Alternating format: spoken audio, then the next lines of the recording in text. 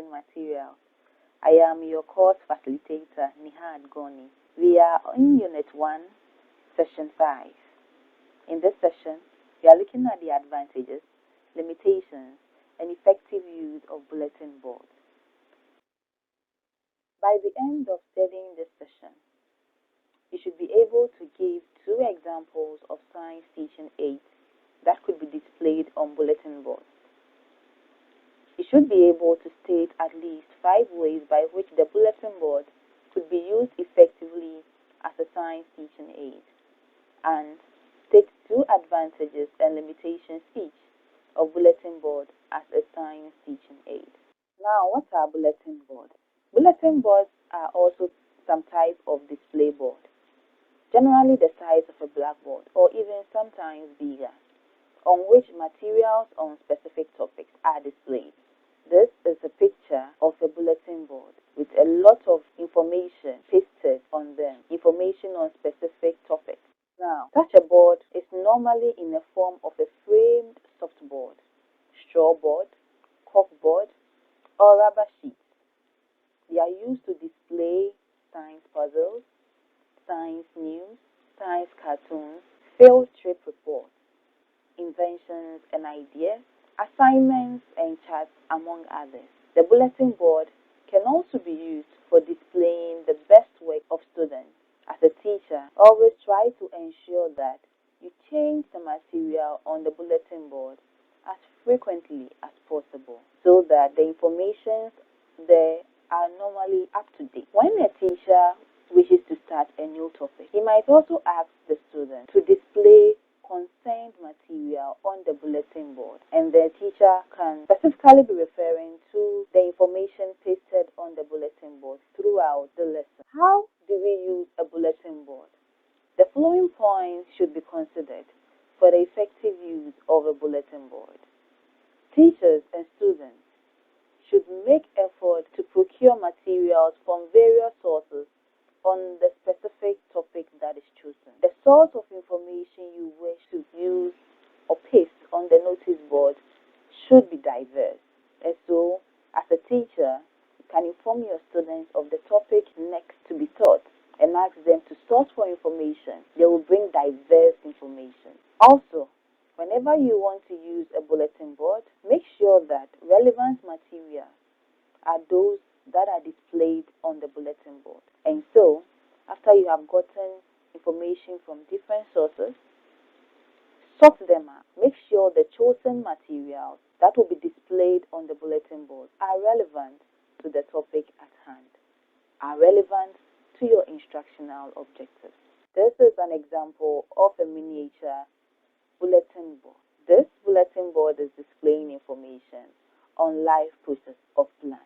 And so, another point to consider when you are fixing information on a bulletin board is to make sure that on the top center of the bulletin board, there is a title for the specific topic of which all the information on the notice board will concern. Right under the title, make a brief description of the topic. And so, in this example of a bulletin board, right under the topic, there is a description of the topic. Also, whenever you are going to use a bulletin board, make sure the board is about 1 meter from the ground level. Also, ensure that the lightning in the area of the bulletin board is enough to avoid glaring when coming to watch information on the bulletin board. Also, the material displayed should be large enough and should be provided with suitable heading to allow easy viewing of your students. Avoid overcrowding the material on the bulletin board so your students can easily fish out information you always refer to or you might be referring to during your class delivery. Make sure that the information there is orderly presented.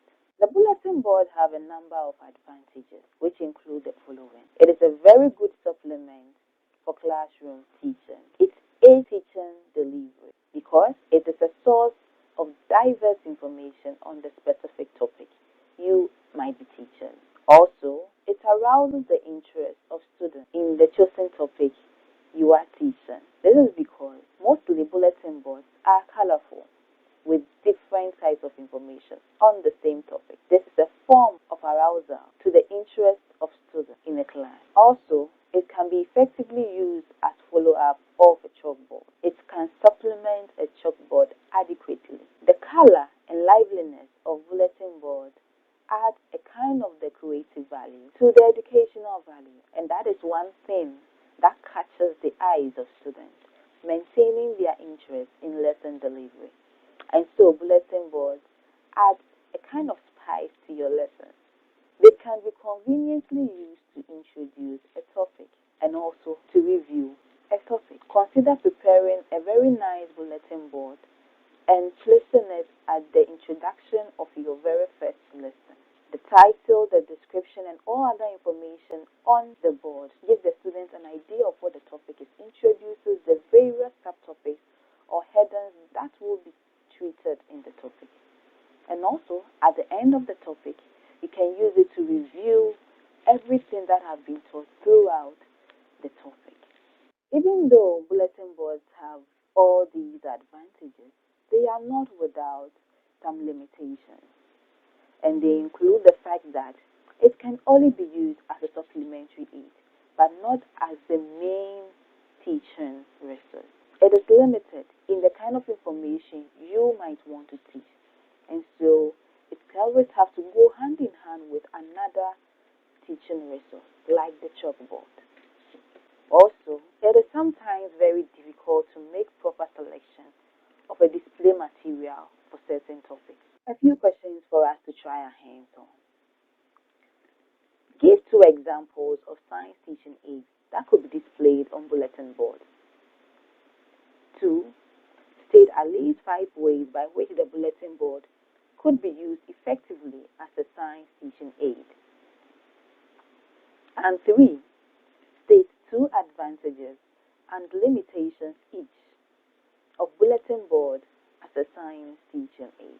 We have come to the end of this session. In this session, we studied bulletin board, and we found out that they are display materials of which we can have lots of information for a specific topic.